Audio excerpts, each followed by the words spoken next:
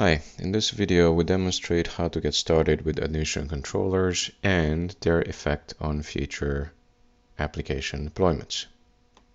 We will focus on the always pull images controller, a mutating controller that intercepts our requests, and it will modify the image pull policy of every pod definition to always show always. So regardless of the policy that we define in the pod specification, whether it's never or if not present, those values will be replaced by always. So let's go to the command line and let's get started. So first I want to see what admission controllers are enabled by default in our API server. So we'll run the kubectl describe pod command, and we'll describe the kube API server of the Minikube cluster, and we will grep for admission. So the return is the enable admission plugins option of the API server. And we get to see the list of admission plugins that are enabled by default. Now let's try to deploy an application without the always pull images admission controller enabled.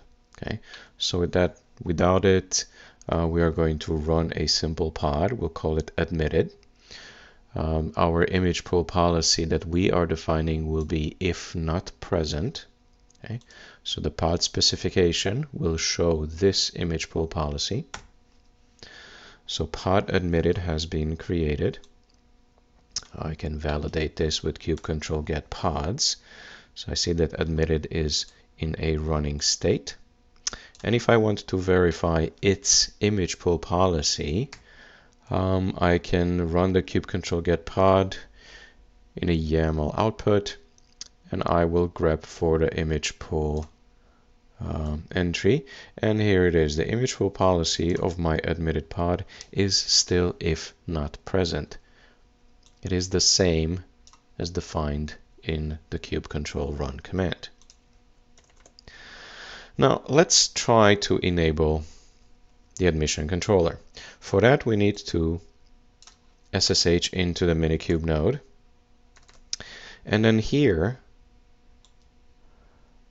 I want to take a quick look at the admission controller line that is part of the manifest defining the Kube API server pod. It returns the same output as before, the same admission plugins enabled. Now, this is a critical step that I highly recommend every time when planning to make changes to the API server, to make a copy of that Kube API server YAML file.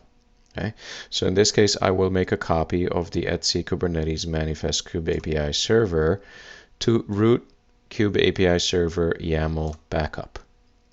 In case I make changes that are unwanted and I delete the wrong thing, I modify something that I did not intend to do, and my API server no longer starts, no longer operates as expected, I can always revert back to this copy, which supposedly it's the unaltered original version of the API YAML file. Okay, so I strongly recommend that you copy this file, that you make a backup of it. Okay, so now let's edit the Kube API server.yaml file. So we're going to run sudo vi. We're not running vim because vim is not installed on the Minikube VM, but vi is there. So sudo vi. And now all we need to do is go into an insert mode, so I'm pressing the I key. Scroll down to the enable admission plugins line. Okay, so this one here. and then go all the way to the end. And then after the last resource quota admission plugin,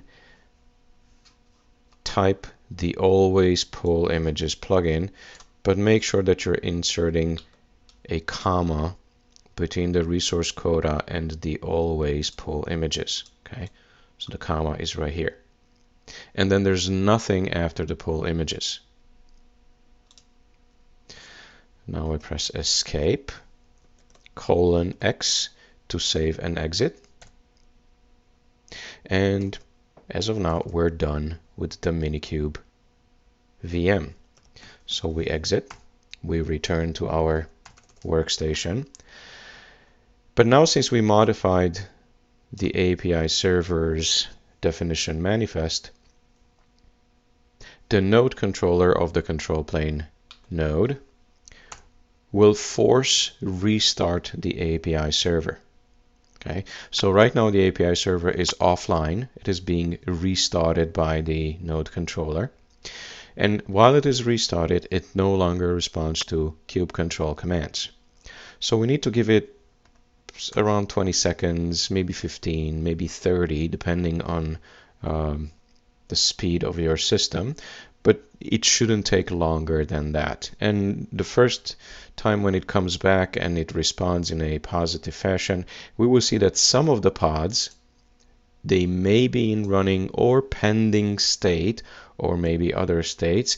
It's just for the cluster to readjust to the modified API server. Okay, so give it maybe another 10 seconds, another 15 seconds, and restart and try the kube control get pods from all namespaces command. And when you see that consistently every pod in the kube system namespace is in a running state, then it is safe for us to proceed.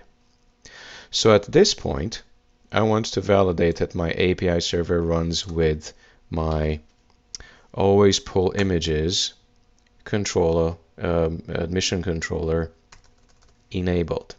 And it seems that the same output that before did not include the always pull images, now it does. So this means that it is enabled by the API server. So let's see how this impacts a new pod. So I want to run a new pod, kube control run. This will be a mutated pod. So originally I want my image pull policy to say if not present, just like the first pod, the admitted pod. So I run this. I run the kube control get pods command, and it seems that both pods are running, the admitted and the mutated one. However, if I validate the mutated pod, I validate its YAML output, and I grep for the image pool, the image pool has been modified to always, even though we've provided the if not present policy for the kube control run command. Now, this proves that the admission controller, the always pull images admission controller, has mutated, has modified my second request, the kube control run of the mutated pod.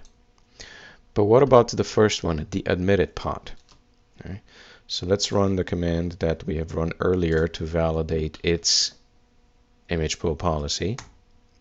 And it seems that the admitted pod deployed prior to the enablement of the always pull images mission controller is not modified. So it runs based on its original configuration. So this pretty much concludes our demo. Thank you for watching, and I'll see you in the next video.